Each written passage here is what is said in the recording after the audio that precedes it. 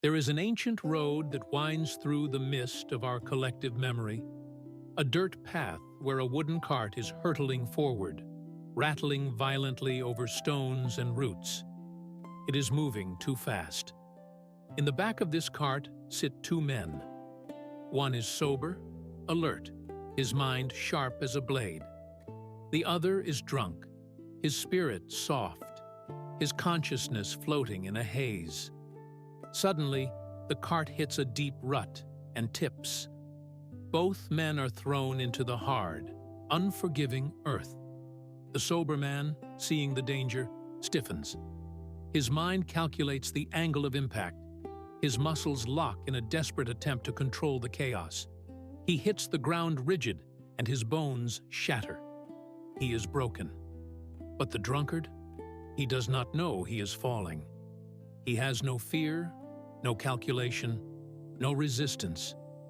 He tumbles like a bundle of wet cloth, rolling with the physics of the fall, absorbing the shock through softness. He stands up, brushes the dust from his robe, uninjured.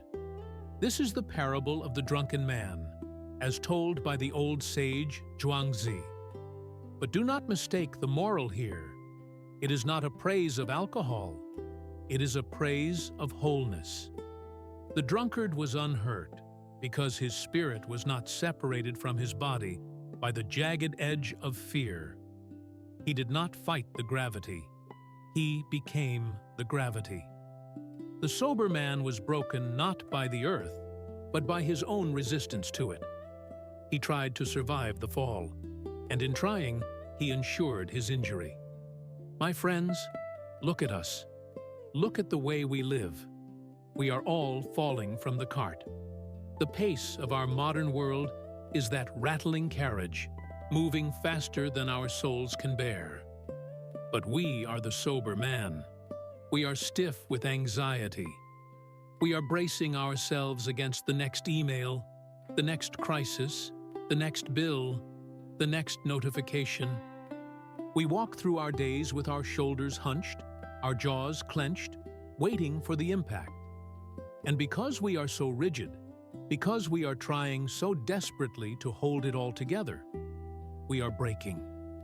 We fracture under pressures that a softer spirit would simply roll through. We have forgotten the art of the fall. This brings us to a painful diagnosis of our time. We are suffering from a collective disease of hyperoptimization. We have been sold a lie that says effort equals output, that if you are not exhausted, you are not working. We treat our lives like a frenetic battleground, where peace is something you earn only after you have slain every dragon. But the ancient masters understood a secret law that our society ignores: the law of reverse effort. It is the cruel paradox of the human condition. The harder we try, the further the goal retreats. Have you not felt this? When you are desperate to sleep, checking the clock every 10 minutes, sleep becomes an enemy that refuses to visit. When you strain to be charming and witty at a dinner party, you become awkward, your words stumbling over your own desperation. When we grasp for happiness with a closed fist, we crush the very thing we seek. Imagine you are holding a handful of dry sand. If you hold your hand open, flat and gentle, the sand remains. It rests there, anchored by its own weight. But the moment you panic, the moment you close your fingers and squeeze to ensure you don't lose it, the sand rushes out through the cracks. The tighter you squeeze, the emptier your hand becomes. This is the abyss we find ourselves in. We are exhausted, not because the journey is long, but because we are rowing our boats against the current, fighting the river of life rather than letting it carry us. We are burning with the friction of our own making. This friction arises because we have forgotten the principle of Wu Wei. Now, when the Western mind hears Wu Wei, it translates it as doing nothing. We hear it as laziness, as passivity, as giving up. But this is a tragic mistranslation. Wu Wei is not the absence of action. It is the absence of forcing. It is effortless action. See, it is the difference between the man who hacks at a door with an axe and the man who uses a key. Both wish to open the door. One uses force and exhausts himself. The other uses insight and flows through. Think of the virtuoso musician. When a master cellist closes her eyes and begins a concerto, she is not trying to play the notes. She is not thinking about finger placement or the mathematical frequency of the strings. She has practiced, yes, but in the moment of performance, she steps aside. She enters a state of osmosis where the music plays her. If she were to stop and try to control her fingers consciously, the melody would collapse into noise. She is in a state of high action, yet her internal state is one of absolute stillness. This is Wu Wei. Lao Tzu, the old master, pointed us always toward water to understand this.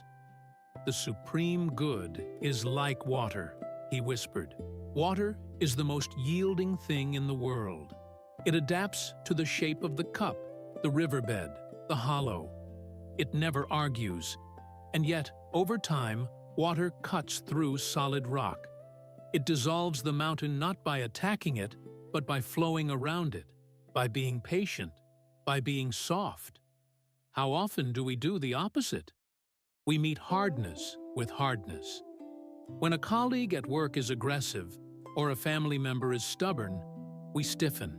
We meet their ego with our ego. We crash against the rock, and we are surprised when we bruise. To practice Wu Wei is to become water in that conflict. It is to flow around their anger, to let their words pass through you like wind through a net, finding the path of least resistance to reach the resolution. It is a subtle power, far greater than brute force. Nature understands this economy. A tree does not hustle to grow. It does not wake up in the morning stressed that it hasn't produced enough leaves. It relies on a slow, silent process of maturation. It waits for the season.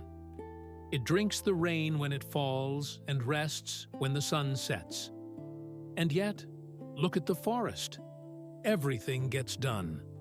The canopy is full. The roots are deep. We, however, have severed ourselves from this biological rhythm. We try to force our growth. We demand that we become wise, successful, and healed overnight.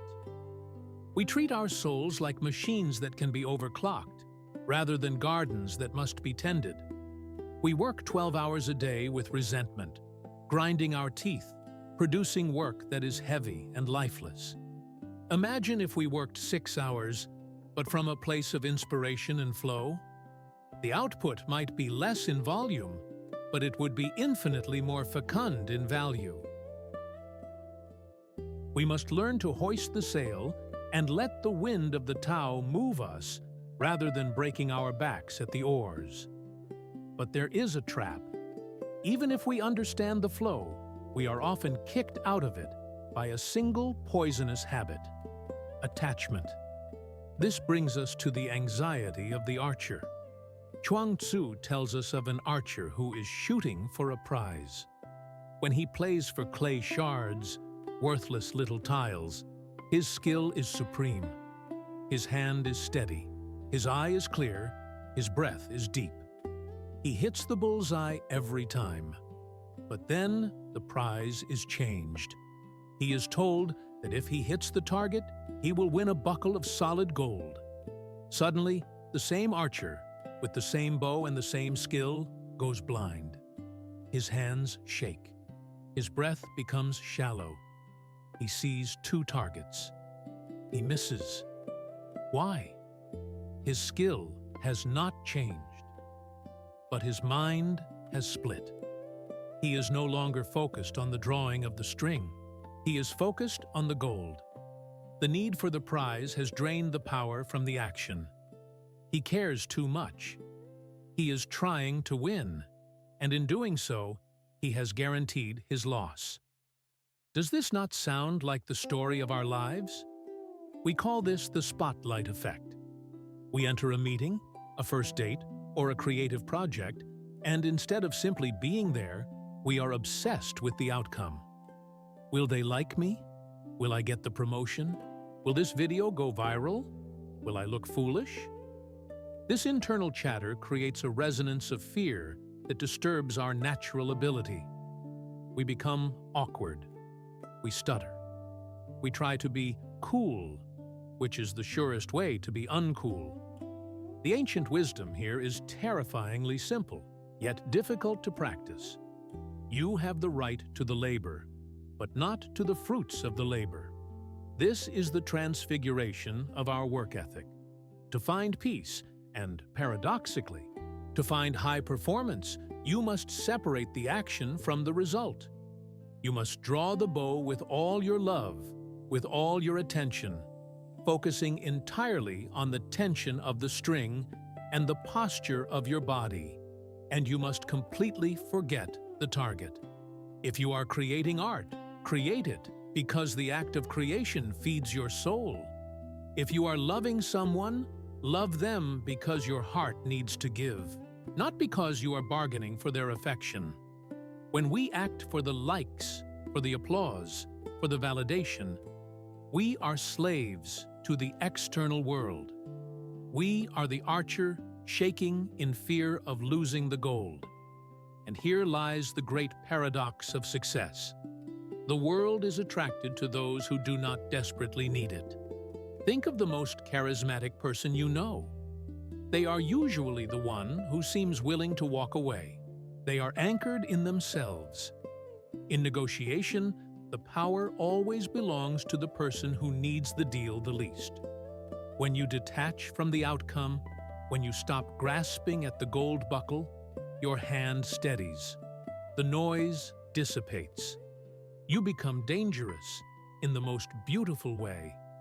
You become whole again. But even if we learn to let go of the prize, we are still left with the most difficult opponent of all, the noise inside our own heads.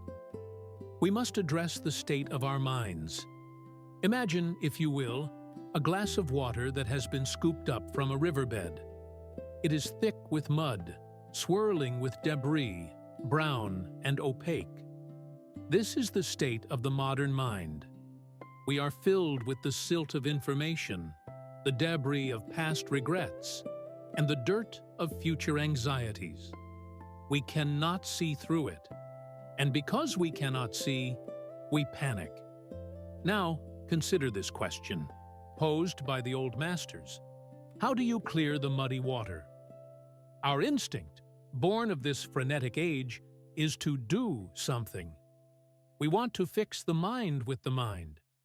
We stick our hands into the glass and try to scoop out the mud. We try to push the dirt down. We analyze the murky water, trying to understand why it is so brown. But what happens? The more we interfere, the more we stir the water. The more we try to force clarity, the more chaotic and cloudy the water becomes. We are caught in a vortex of our own making. This is the tragedy of overthinking. It is the act of stirring the mud in hopes that it will settle. Think of those nights when worry grips you. Perhaps someone has not replied to a text message. The silence stretches out. The mud begins to swirl. You wonder, did I offend them? Are they angry? Maybe I should send another message to explain. See, you draft a text in your mind, then delete it. You check their online status. You analyze your last conversation, dissecting every word for hidden meaning. You are stirring the glass violently. The reality, which might be simply that they fell asleep or are busy, is completely lost in the opaque cloud of your rumination. Alan Watts, that playful bridge between East and West, described this as trying to smooth rough water with a flat iron. It only creates more waves.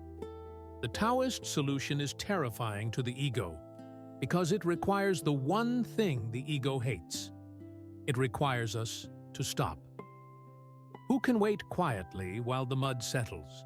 Lao Tzu asks. The answer is the one who trusts nature. If you leave the glass of water alone on the table, if you withdraw your hands and simply watch, a physical law takes over. Gravity acts on the mud. The heavy particles, which are your fears and your frantic thoughts, naturally begin to sink.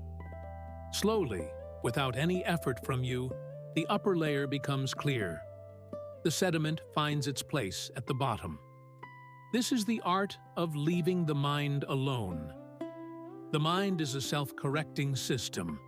It has an immune system of its own, but we block it with our interference. When anger rises, or when the abyss of anxiety opens up, the most powerful action is to do nothing, to sit, to breathe, to let the emotion be there without touching it, without judging it, without trying to solve it. This is fertile silence. It is not empty. It is pregnant with clarity. We must learn to carry this stillness into the motion of our days. We often believe that peace is found only in a monastery, far away from the noise of the city. But true mastery is found in the eye of the hurricane. The storm of the office, the demands of the family, the chaos of traffic. These are the winds spinning at 100 miles an hour. But at the center, there is a point of absolute low pressure, a point of stillness. If you can anchor yourself there, letting the chaos spin around you while you remain the observer, you become untouchable. You become the clear water in a world of mud. And once the water clears, we are finally able to see what has been hiding at the bottom of the glass all along. We see our true nature. We see the concept the Taoists call Pu, the uncarved block. In our world, we are obsessed with refinement. We value the carved statue over the raw wood. We value the polished gem over the rough stone. We value the sophisticated personality over the simple soul. But the Taoist sees this differently. The uncarved block represents pure potential. It is simple, honest, and whole. Once the block is carved into a shape, perhaps a dragon or a sage, it is fixed. It can no longer be anything else. It has lost its infinite potential. It has become limited. We spend our entire lives carving ourselves. From the moment we enter school, we start whittling away pieces of our soul to fit into the shapes society demands of us. We carve out the shape of the good student, then the successful professional, the perfect parent, the cool friend. We cultivate personas, layering on sophistication, credentials, and opinions to make ourselves seem valuable. But this carving is a violent process. It hurts. And the result is that we become heavy with the burden of maintaining these shapes. Have you ever felt the crushing weight of imposter syndrome? That nagging fear that you will be found out? This fear only exists because you are pretending to be a shape that you are not. You are maintaining a facade, a polished statue, and you are terrified that someone will see the cracks in the varnish. You are exhausted because you are acting. You are carrying a mask that grows heavier with every passing year. The return to the uncarved block is the process of unbecoming. It is a transfiguration in reverse. It is the brave act of shedding the cleverness we have accumulated to reveal the wisdom we were born with. As the old text says, to attain knowledge, add things every day. To attain wisdom, remove things every day. We must look at our lives and ask, what can I remove?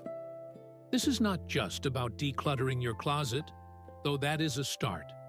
It is about decluttering your identity. It is about dissipating the need to be the smartest person in the room. There is a profound, subtle power in simplicity.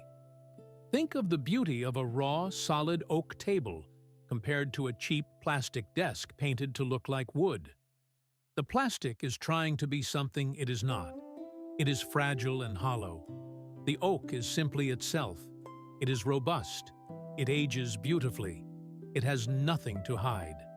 We must become like the oak. We find this resonance in the practice of authentic awkwardness. In a world that demands we always have the answer, the most radical thing you can do is admit, I don't know. When you are in a meeting or an argument, and you drop the defense of the ego and simply admit ignorance or confusion, you return to the state of Pu. You stop fighting. You stop pretending. The sage often appears foolish to the world because he does not play the game of sophistication. He is rough, he is simple, he is uncarved. But in that roughness, there is a freedom that the polished man will never know. The polished man is terrified of a scratch. The uncarved block has nothing to lose. It is whole. It is real. And in a world of plastic, nothing is more magnetic than what is real. If we are to navigate this life without breaking, we must learn to handle our energy like a master craftsman handles his tool. We must look to the story of Cook Ding, a parable that cuts to the very center of how we work and how we survive. In the ancient text of Zhuangzi, there is a king who watches his cook, Ding, carving an ox. The king is mesmerized. Ding does not hack. He dances. His knife moves with a musical rhythm, effortless and silent. After the work is done, the king asks, "How is your skill so perfect?" Ding puts down his knife and replies, "What I care about is the way, which goes beyond skill. When I first began, I saw the whole ox, and I hacked at it. Now, I see it with my spirit, not my eyes." You see, the joints have spaces between them, and the edge of the knife has no thickness. If you insert what has no thickness into such a space, there is plenty of room for the blade to wander. He continues with a haunting observation. A good cook changes his knife once a year because he cuts. A mediocre cook changes his knife once a month because he hacks. But I have had this knife for 19 years, and I have carved thousands of oxen, yet the blade is as sharp as if it had just come from the whetstone. We are the mediocre cooks. We are hacking at our lives. We approach our careers, our relationships, and our problems with blunt force. We believe that if a task is difficult, the answer is to push harder, to grind, to use the brute strength of our will. We strike directly against the bone. And because we hit the bone, the hard obstacles of reality, our spirit becomes dull. We burn out. We feel jagged and worn down, like a knife that has lost its edge. We must learn the art of finding the gap. This is the subtle path of intuition. In every difficult project at work, in every complex negotiation, there is a space between the joints. There is a path of least resistance. But we miss it because we are moving too fast. We are so frenetic, so obsessed with getting it done, that we do not take the time to see where the opening lies. If you are forcing a project and it feels incredibly heavy, if every step is a battle, pause. You are likely hitting the bone. Stop hacking. Step back. Breathe. Look for the texture of the situation. Where is the natural flow? Where is the opening? This requires a radical shift in perception. Slow is smooth, and smooth is fast. If you rush into your day, reacting to every email with panic, you are blind. You create friction. But if you take 10 minutes of fertile silence to plan, to sense the landscape of the day, you find the gaps. You move through the hours with the precision of Cook Ding. You get more done, yes, but more importantly, you finish the day with your blade still sharp. We are seeking longevity, not just productivity. We want to last 19 years without needing to be repaired. And finally, to truly embody this wisdom, We must understand the strength of softness. We must learn to yield. Lao Tzu left us with a biological truth that is staring us in the face. When a man is born, he is soft and weak. When he dies, he is hard and stiff.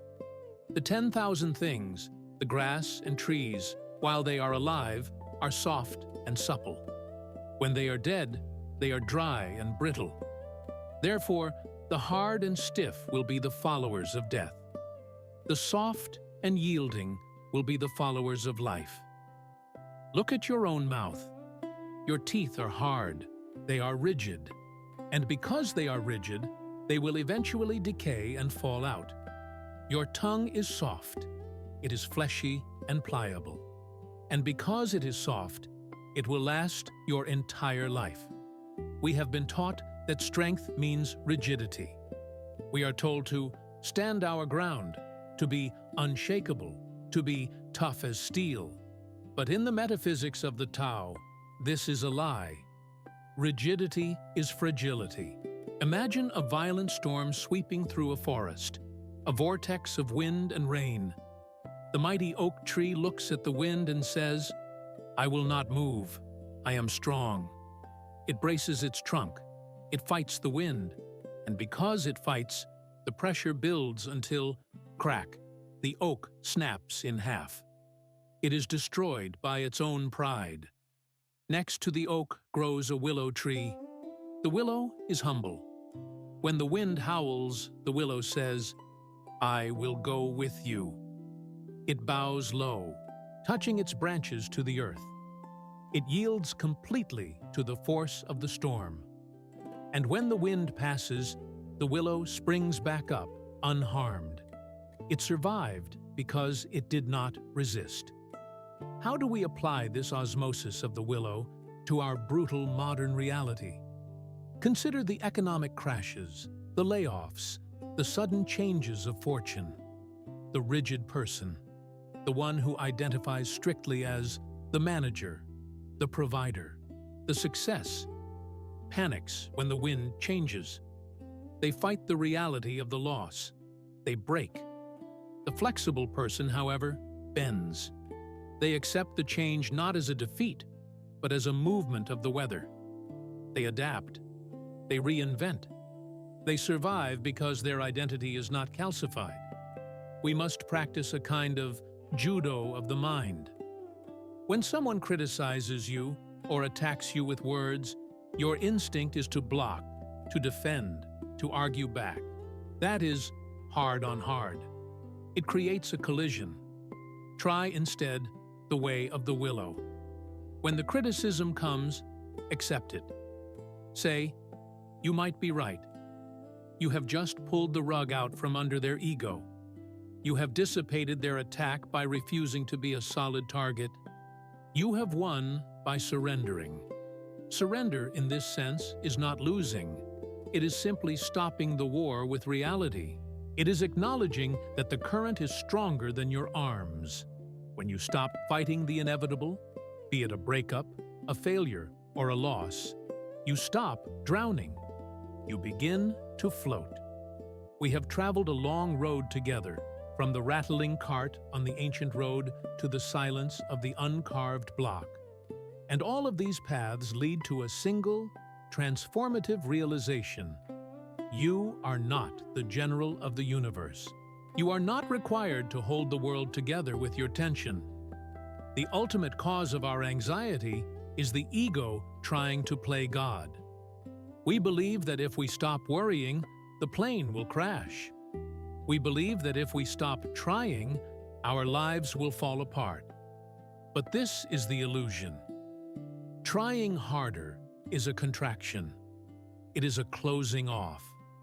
Letting go is an expansion. It is becoming a vessel. I want to leave you with one final image to carry into the abyss of your tomorrow. Imagine you are in a vast, deep river. The current is strong.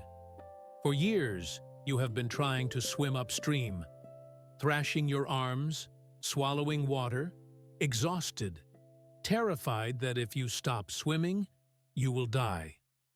Now, Imagine you stop. You stop fighting. You turn onto your back. You fill your lungs with air. You lift your chin to the sky.